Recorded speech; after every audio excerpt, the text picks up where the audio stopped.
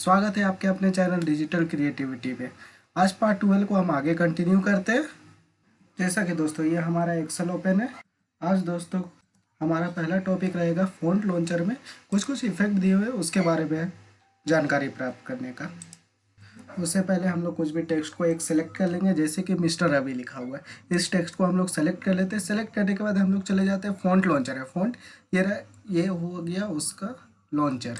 इसमें क्लिक करते हैं। क्लिक करने के बाद यहाँ पे स्ट्राइक थ्रू ऑप्शन आता है। इस पे जैसे क्लिक करते हैं, यहाँ पे प्रीव्यू में दिखा भी रहा है कि सिंगल बीच में एक लाइन से कट जाएगा। जैसे ओके करते हैं तो मिस्टर रवि के बीच में एक लाइन से आपका कट गया। जैसे किसी भी वर्ड को आपको क्रॉस करके अगर इंडिकेट करना है तो आप इस तरह से स्ट्राइक थ्रू का आप यूज कर सकते हैं।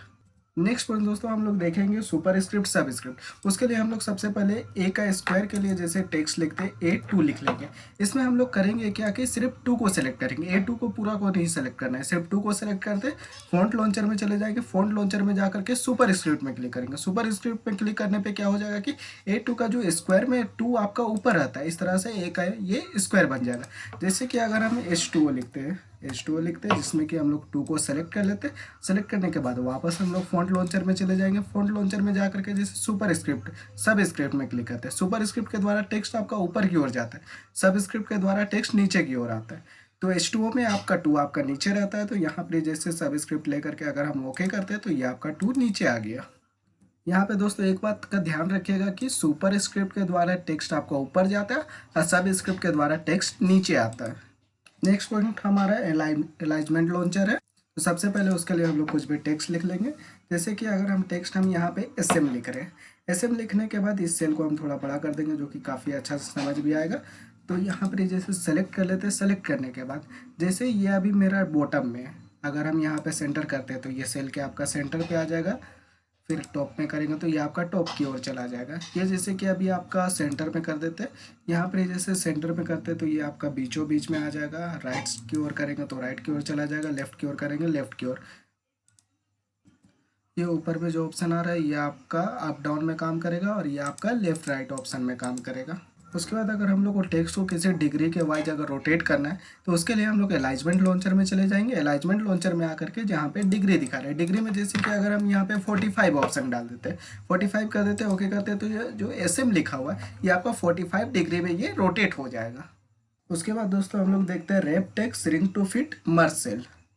उसके लिए सबसे पहले कुछ भी टेक्स्ट लिख लेते हैं हम। जैसे हम यहाँ पर ये रांची झारखंड यहाँ पे लिख दिए। लेकिन यहाँ पे एक चीज़ गौर कीजिएगा कि जैसे ये सेल में आपका ये पूरा आपका जो है टेक्स्ट एडजस्ट नहीं हुआ है, इसी कारण वो टेक्स्ट आपका सेल के बाहर भी चला गया। तो यहाँ पे हम लोग करेंगे क्या, अलाइनमेंट लॉन्चर में चले जाते हैं। अलाइनमेंट लॉन्चर में जाकर के रैप टेक्स्ट में क्लिक करते हैं। जैसे हम रैप टेक्स्ट में क्लिक करेंगे तो जो भी टेक्स्ट आपका बाहर की ओर जा रहा है वो एडजस्ट हो जाएगा, नीचे आकर के वो एडजस्ट हो जाएगा। जैसे झारखंड आपका बड़ा हो रहा था, झारखंड आपका क्या हो गया, नीचे आकर के वो एडजस्ट हो गया। वापस हम Ctrl Z करते, वापस इसी ऑप्शन में चले जाते हैं अलाइनमेंट लॉन्चर। अलाइनमेंट लॉन्चर में जाकर के जैसे हम श्रिंक टू फिट में जाते हैं। इसमें जैसे रैप टेक्स्ट में आपका नीचे आकर के एडजस्ट हुआ था, लेकिन श्रिंक टू फिट में वो नीचे आकर के एडजस्ट नहीं होगा, बल्कि टेक्स्ट का साइज छोटा होकर के उसी सेल में एडजस्ट हो जाएगा। नेक्स्ट ऑप्शन में आ जाते हैं मर्ज सेल। मर्ज सेल में हम लोग क्या करते हैं, मोर देन 1 सेल सेलेक्ट कर लेते हैं। जैसे हम यहाँ पे सेल सेलेक्ट करें, जैसे टोटल हम यहाँ पे 6 सेल सेलेक्ट कर रहे हैं। जैसे हम अलाइनमेंट लॉन्चर में चले जाएंगे। अलाइनमेंट लॉन्चर में जाकर के मर्ज सेल में टिक आउट करके जैसे कि अगर हम ओके करते तो ये मर्ज करके क्या करके एक सेल बना दिया। जैसे यहाँ पे पहले था टोटल 6 सेल, जो कि पूरा मर्ज करके ये आपका एक सेल बन गया। वापस अगर आपको पीछे जाना है तो उस कंडीशन में आप Ctrl Z का यूज कर सकते हैं।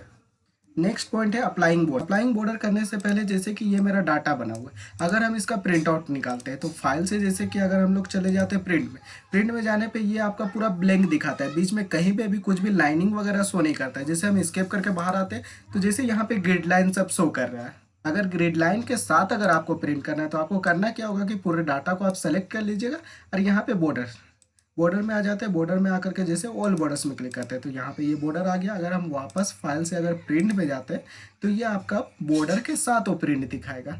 स्केप करके बाहर आ जाते हैं।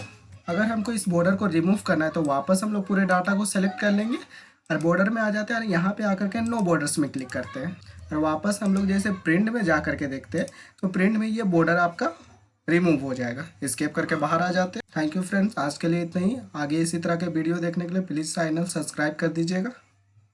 Thank you so much.